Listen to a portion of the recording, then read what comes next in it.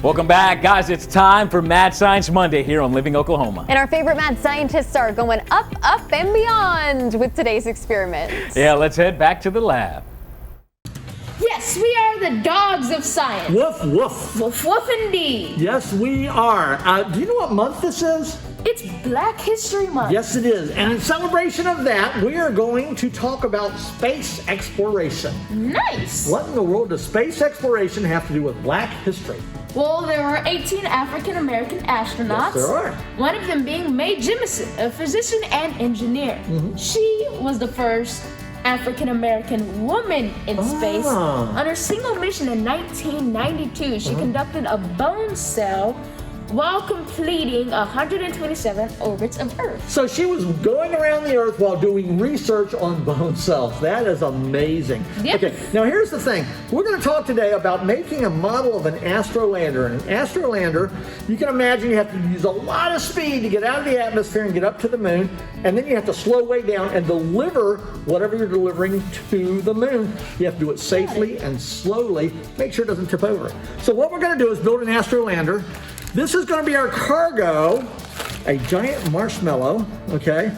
And that's going to be our space capsule right there. Now drop it and see if it will tip over. Not only did it tip over, but it also, a lot of force there. So this is what we're going to do.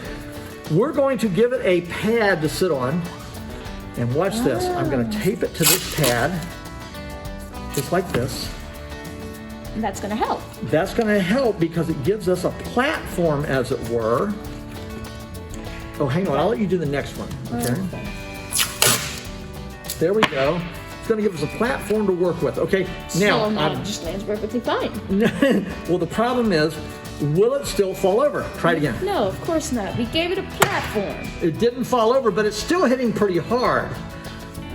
And it fell over. So we need, I'm going to use these straws, and we're going to put, tell you what, we're going to put this over a little bit like this.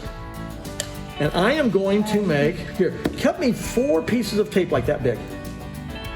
Got it. All right. Okay. So while I'm doing this, you might want to talk about why this helps. Why this helps, it's going to be like a shock absorber. Okay, I need another one. So that when it hits, it will land on these little, yeah, I need 2 more. Okay. It's gonna absorb the impact, and then 1 more. Oops. Tape is great. Okay, hang on, that one fell out. There, it's gonna absorb the impact.